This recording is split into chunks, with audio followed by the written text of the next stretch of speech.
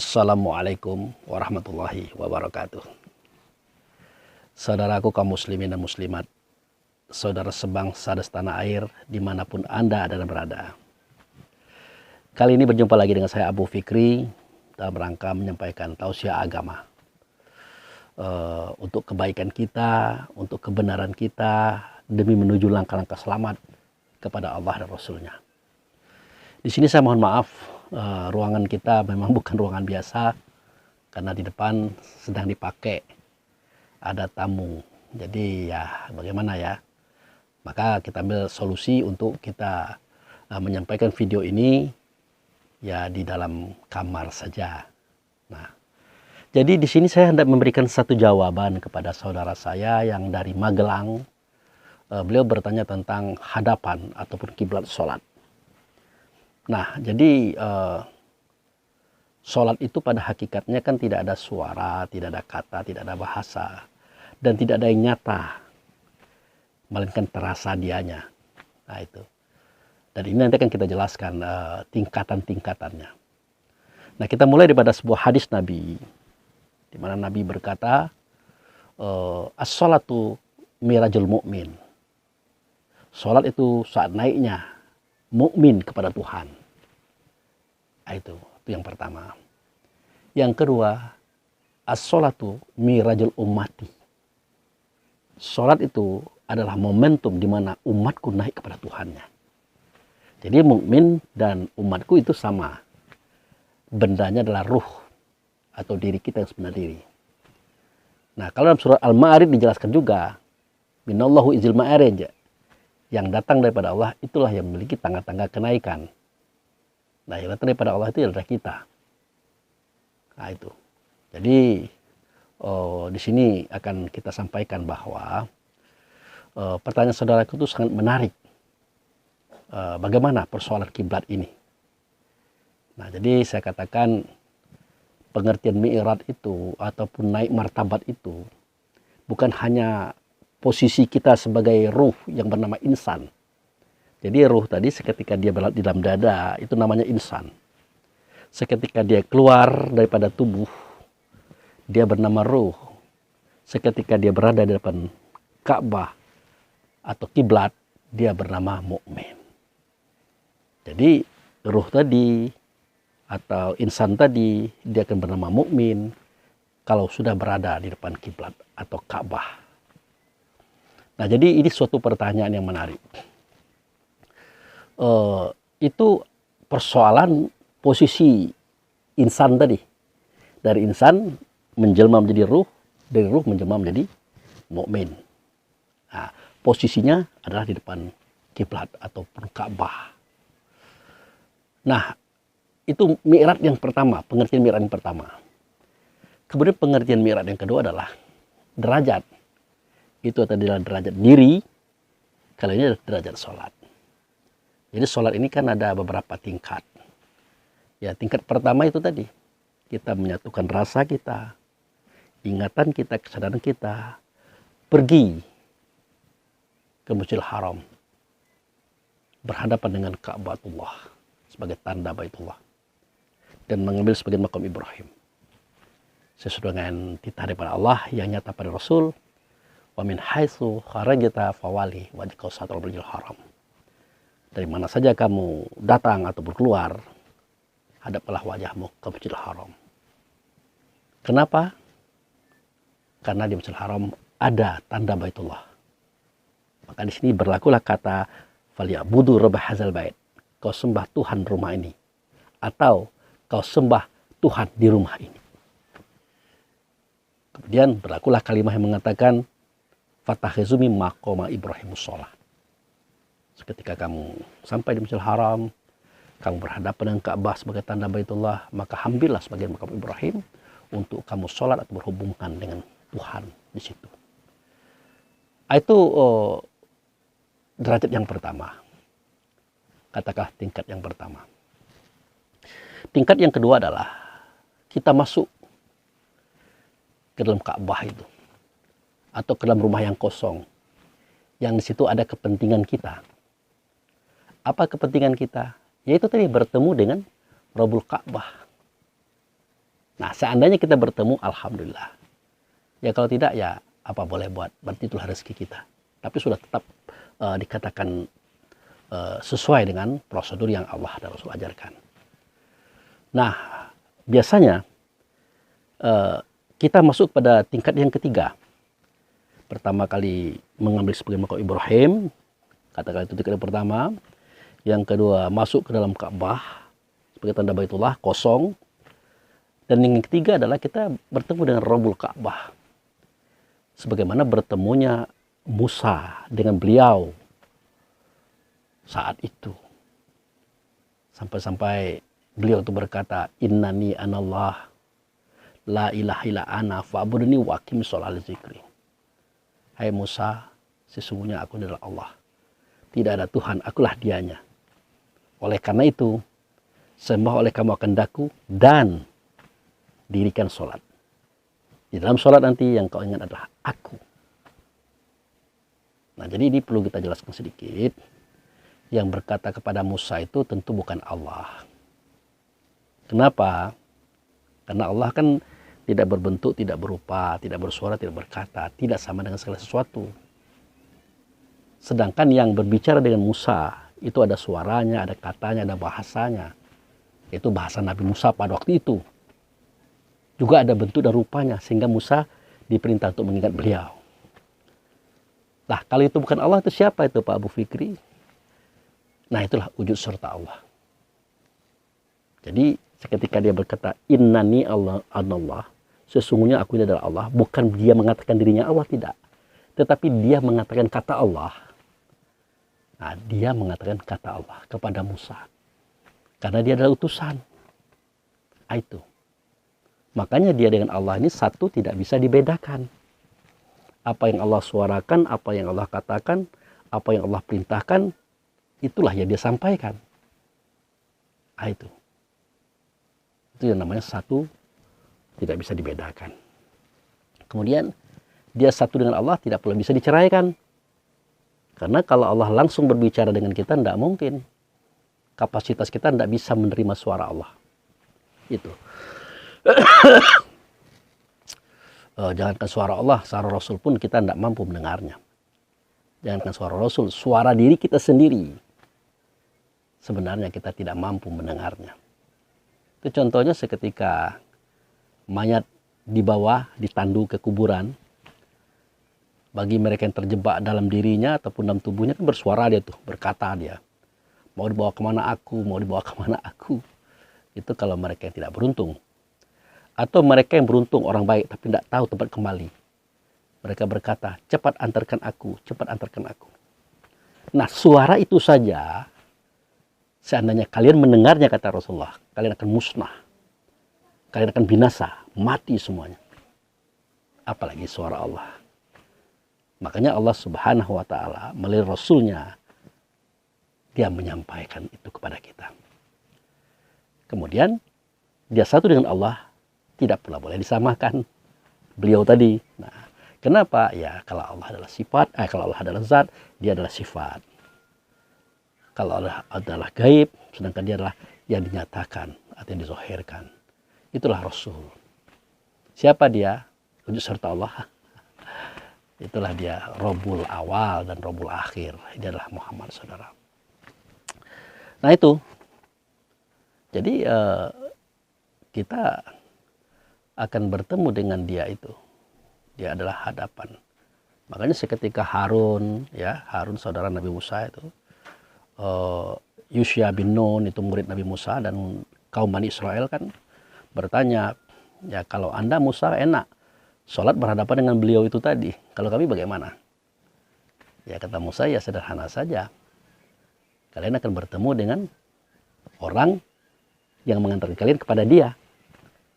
Artinya Musa mengatakan dirinya bahwa dirinya adalah kiblat bagi kaumnya. Sedangkan yang tadi adalah kiblat bagi Musa. Dia adalah wujud serta Allah. Nah, jadi saudaraku, itulah tingkat pertama daripada sholat itu adalah ya kita melihat Ka'bah itu sebagai kiblat.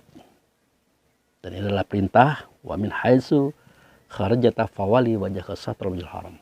Wa min haitsu ma kuntum fawali wajhaka satra. Dari mana saja kamu keluar, dimanapun kamu berada, hadaplah wajahmu ke Masjidil Haram. Wajah bukan wajah tubuh, tapi wajah ruh. Wajah ruh itu adalah rasa, ingatan, disatukan menjadi kesadaran. Itulah wajah ruh, kesadaran itu. Nah, itu menghadap ke sana. Kenapa? Karena di situ ada tanda Baitullah, yaitu Ka'bah tadi. Makanya ada instruksi di situ, falyabudu rabb hadzal bait. Kau sembah Tuhan rumah ini, atau kau sembah Tuhan di rumah ini. Silahkan. Nah, yang ketiga adalah fatakhisu min maqama Ibrahim sholat. Kamu ambil sebagian maqam Ibrahim dan kamu sholat di tempat itu. Jadi perintah sholat di tempat itu memang sudah lengkap data-datanya, dalil-dalilnya. Tinggal akal fikir kita mencernanya itu bagaimana. Itu sholat tingkat pertama itu. Artinya mi'raj itu naik martabat. Nah, itu martabat yang pertama itu. Atau derajat yang pertama. Nah, derajat yang kedua adalah ya kita masuk ke dalam Ka'bah itu. Kosong. Kosong itu artinya ya tidak ada. Makanya kata Allah dan Rasul pada sebuah firman dikatakan tidak apa-apa kamu masuk rumah yang kosong, di mana di situ kamu punya kebutuhan di dalamnya. Artinya kita melepaskan semua pandangan kita, pendengaran kita daripada segala sesuatu. Kita sudah masuk kepada fase yang kedua. Nah, fase yang ketiga adalah itu tadi, derajat yang ketiga. Kita bertemu dengan wujud serta Allah yang pernah ditemui oleh Musa. Itu. Nah, kalau sudah bertemu dengan beliau, sama artinya bertemu dengan Allah. Kalau sudah berdialog dengan beliau, sama artinya berdialog dengan Allah. Itulah fase yang perlu kita tempuh dan perlu kita ketahui dalam sholat tadi. Namun, yang ditanyakan oleh saudara saya tadi yang dari Magelang, bukan hanya yang ini ya, tapi ini sekedar pembuka. Tetapi ada satu hal lagi yang dia tanyakan. Nah, ini akan saya jawab dengan kesempurnaan takbiratul ihram. Apa itu kesempurnaan takbiratul ihram? Pertama ya mi'raj. Naik martabat. Baik martabat diri dari insan menjadi ruh, dari ruh menjadi mukmin. Dia dikatakan mukmin kalau sudah berada di sebagian maqam Ibrahim, berhadapan dengan Ka'bah, tidak kemana-mana. Baru mukmin namanya. Itu martabat diri. Sudah itu masuk ke rumah yang kosong tadi. Martabat yang kedua, sudah itu bertemu dengan wujud serta Allah di dalamnya. Sebagaimana Musa pernah bertemu dengannya. Nah, kalau tidak bertemu dengannya bagaimana? Cari khalifahnya. Musa kan khalifahnya beliau tuh. Pada waktu itu. Mudah-mudahan hari ini juga ada khalifahnya beliau. Nah, itu. Nah, ini lain lagi. Sesi yang kedua ini lain lagi yang akan saya sampaikan mengenai masalah takbiratul ihram, kesempurnaan takbiratul ihram. Ya, pertama kali mi'raj. Mi'raj di sini artinya ya bisa jadi dalam arti yang tadi, tapi bisa jadi dalam artian yang lain. Mi'raj dalam artian kita mencari jalan untuk ikram. Karena kesempurnaan takbiratul ihram itu ada 4. Satu mi'raj, yang kedua ikram, yang ketiga tawakal, yang keempat adalah munajat. Jadi ya kita mi'raj. Mi'raj itu menuju kepada suatu kejadian di mana kita ikram, tenggelam dalam lautan kasih sayangnya Allah dan Rasulnya. Jadi itu sudah main rasa itu. Sudah main rasa, tidak cerita fisik. Nah, setelah kita ikram, menyatu rasa kita dengan rasa Allah dan Rasul, ya, menyatu rasa kita dengan Allah dan Rasul, tenggelam kita dalam kasih sayangnya Allah, maka kita masuk kepada derajat yang ketiga, tawakal. Kita mempersembahkan. Inna sholati wa nusuki wa mahyaya wa mamati. Sholatku, ibadahku, hidupku, matiku, ya Allah, aku persembahkan kepada Engkau melalui Rasul. Itu dalam bahasa yang ringan, mempermudah paham. Itulah gabungan daripada kesimpulan rukun sembahyang 13. Sebenarnya kita persembahkan itu rukun sembahyang 13. Disingkat menjadi 4 tadi. Itu pun sifatnya untuk meringankan paham. Sejatinya apa? Ya munajat. Nah, munajat itulah yang sholat hakikat. Apa itu? Nah, munajat itu artinya berbisik-bisik. Sifatnya bagaimana? Keadaannya bagaimana? Itulah wahdaniyat. Satu saja yang menciptakannya adalah Allah. Satu saja asalnya adalah Muhammad. Satu saja namanya mukmin. Itu. Jadi yang menciptakannya, yang menjadikannya adalah Allah. Asalnya Muhammad, namanya mukmin. Dalam satu kesatuan rasa diri. Nah, kalau sudah menyatu rasa kita dengan rasanya Rasul, sama artinya kita menyatu dengan rasanya Allah. Di situ tidak ada suara, tidak ada kata, tidak ada bahasa, yang hanya ada rasa. Maka di situ tidak berlaku Allahu Akbar, tidak berlaku. Atau Allahumma ba'id, tidak berlaku. Atau kabira walhamdulillah katsira, tidak berlaku. Atau al-fatihah dan seterusnya, tidak berlaku di situ. Yang adalah rasa. Menyatu rasa kita dengan Rasul. Artinya sudah menyatu rasa kita dengan Allah. Itulah sholat yang paling tinggi. Nur ala nur. Nur diliputi nur. Nur. Di situ adalah sholat dalam bentuk nur. Maka di situ tidak ada wujud. Tidak ada. Misalnya Ka'bah itu tidak ada di situ. Atau sosok yang saya ceritakan yang dilihat oleh Nabi Musa tidak ada di situ. Di situ adalah kembalinya diri kita kepada Rasul. Rasul itu dengan Allah. Itulah innalillahi wa inna ilaihi raji'un, saudara. Di situ gaib adanya. Nah, karena itu adalah gaib adanya, yang bermain adalah rasa diri. Tidak suara, tidak ada, tidak kata, tidak bahasa. Begitu. Jadi itu saja saya rasa jawaban daripada pertanyaan saudara saya yang ada di Magelang tadi. Bahwa kita berhadapan dengan beberapa tingkat tentang sholat tadi. Ya, tingkat pertama, yang menjadikan Ka'bah sebagai kiblat hadapan kita. Sambil mengambil sebagian makam Ibrahim, kita sholat di situ. Tingkat kedua, kita masuk ke dalam Ka'bah dalam rasa kosong, tidak ada ketemu apa-apa. Sudah lumayan. Walaupun kita tidak ketemu apa-apa, tapi semua dunia itu mengarah kepada kita pada waktu itu. Energinya mengarah kepada kita. Bagi kita energi itu digunakan untuk menuju Allah dan Rasul. Nah, tingkat ketiga kita bertemu dengan Rabbul Ka'bah. Di situ juga syukur-syukur kita ketemu. Sebagaimana Musa pernah bertemu dengan beliau. Ya, kalau tidak bertemu Rabbul Ka'bah siapa? Ya, carilah khalifahnya. Sebagaimana Harun, Yusya bin Nun, kaum Bani Israel tidak mencari beliau, tetapi mencari Musa itu sendiri sebagai khalifah mereka, berjalan menuju wujud serta Allah yang membawa dia kepada Allah. Itu ya level ketiga, sudah level ketiga itu, atau sudah derajat yang ketiga. Nah, pada derajat keempat itu yang saya katakan tadi, kita temukan konsepnya pada kesempurnaan takbiratul ikram. Artinya memang tetap mi'raj, tapi kita capai bukan lagi Masjidil Haram, Ka'bah atau makam Ibrahim, tidak lagi. Ini sudah main rasa kita. Yang kita capai adalah ikram, tenggelam dalam laut kasih sayangnya Allah dan Rasul. Artinya rasa diri kita sudah menyatu dengan Rasul, rasa Rasul dengan rasanya Allah. Itu ikram, kita tenggelam di dalamnya. Nah, disitulah kita masuk ke tingkat tawakal. Kita mempersembahkan. Tidak lagi mengatakan inna sholati wa nusuki wa mahyaya wa mamati. Tidak lagi begitu. Kita mempersembahkan itu dengan rasa. Apa itu? Kehadiran kita itu saja sudah merupakan persembahan, saudara. Artinya tidak usah diucapkan lagi, tidak usah disuarakan lagi, tidak usah dikatakan lagi. Itulah munajat. Itulah sholat hakikat yang datang daripada Allah, kembali kepada Allah. Di situ tempatnya. Itulah innalillahi wa inna ilaihi raji'un.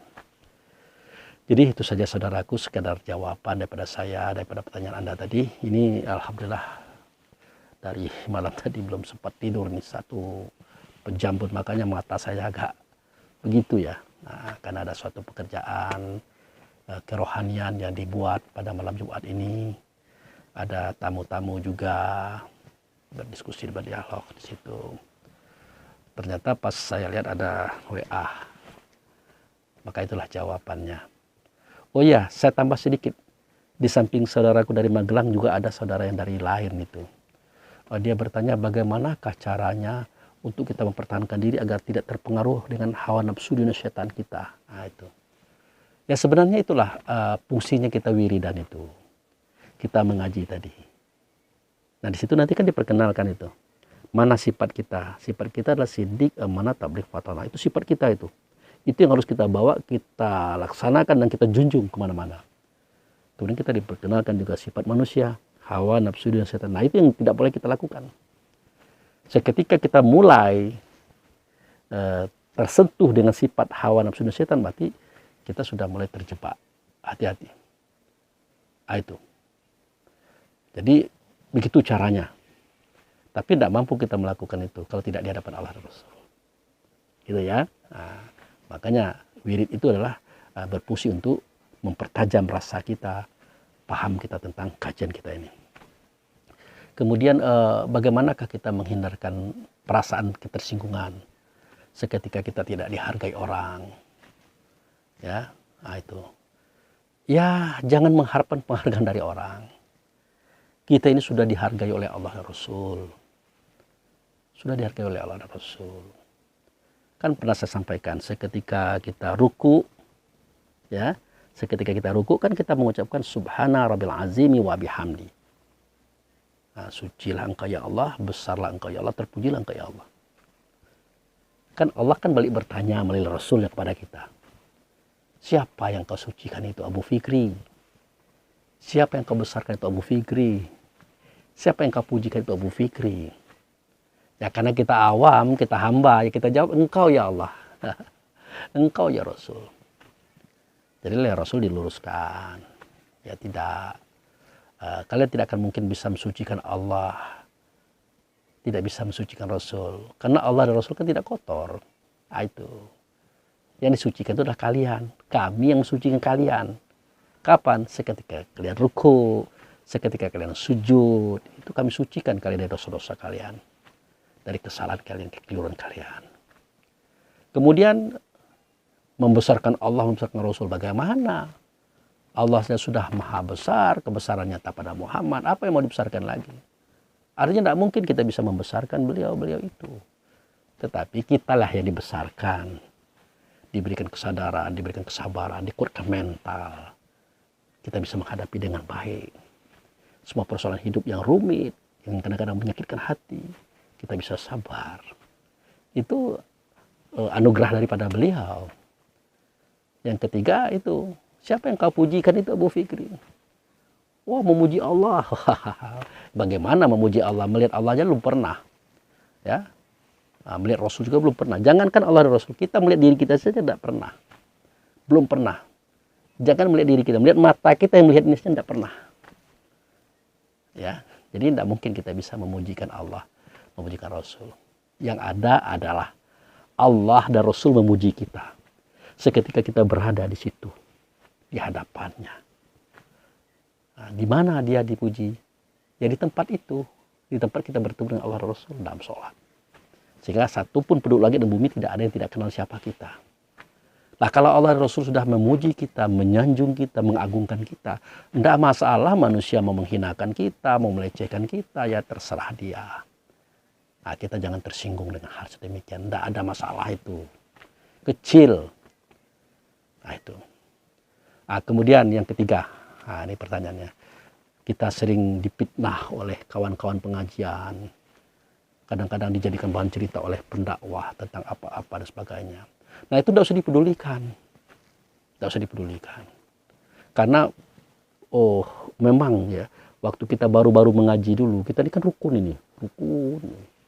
Setelah mulai kita pandai memahami, mulai kita berdebat. Mulai kita berselisih, mulai kita bertengkar. Bahkan kita saling benci-membenci. Itu karena kita tidak mengerti. Tidak paham. Padahal perbedaan antara kita dengan kita antara kita dan pendakwah itu biasa. Kenapa biasa? Karena kapasitas akal kita itu berbeda-beda.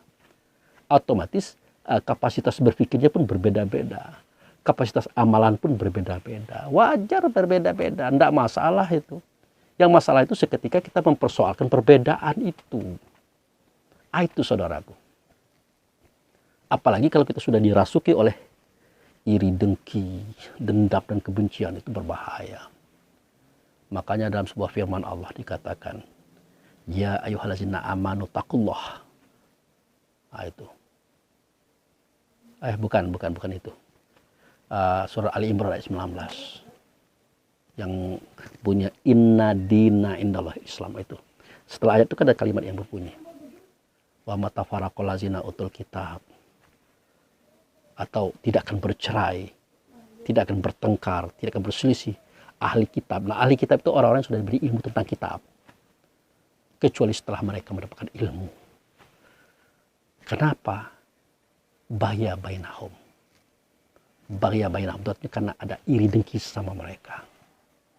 Yang satu sudah menjadi pendakwah, yang satu sudah menjadi pendakwah pula. Mulai kita ingin berebut tuah, kata orang Minang.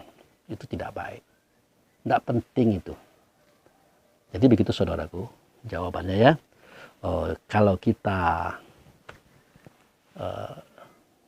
bagaimana caranya mengatasi hawa nafsu dan syaitan itu, kita melatih diri kita. Mulai pada suara, kata, dan tabiat kita agar jadi baik. Dan sholat pun hati-hati. Mudah-mudahan kita dibimbing oleh Allah dan Rasul, ditolong oleh Allah dan Rasul. Untuk menguasai apa yang ada dalam dada kita, yang tidak baik tadi. Yang kedua, kalau kita dihinakan orang lain, atau saudara kita menghinakan kita, tidak apa-apa. Memang kita hina kok. Kapan kita mulia? Tidak ada. Kita memang hina. Nah itu. Akan dimuliakan oleh Allah Rasul kalau kita bisa mengatasi semua gangguan-gangguan tadi. Yang ketiga adalah menghadapi fitnah, gunjang-ganjing atau gunjing-gunjingan. Ya, terserahlah. Terserah mereka lah. Yang pasti itu efek daripada adanya perbedaan. Ya, perbedaan akal tadi ya, perbedaan fikir, perbedaan cara kita mengamalkan paham tadi. Nah, sebenarnya tidak boleh kita ribut di situ. Ya, tidak boleh. Itu saja saudaraku, jawaban yang sekaligus saya sampaikan ini. Jadi ya mata ini memang sudah mulai mengantuk, tapi tidak bisa tidur juga ini. Karena sebentar lagi subuh sudah itu kita beraktivitas ya keluar. Kalau seperti saya kan ke kampus, ada kegiatan persiapan KKN. Udah tua-tua masih sekolah juga. Saya bilang ya, udah kuliah, tua-tua udah masih kuliah juga. Saya bilang iya, karena saya masih bodoh juga. Belum tahu-tahu nih, belum ngerti-ngerti ini, harus belajar terus. Padahal belajar sama Allah Rasul, bukan di kampus itu.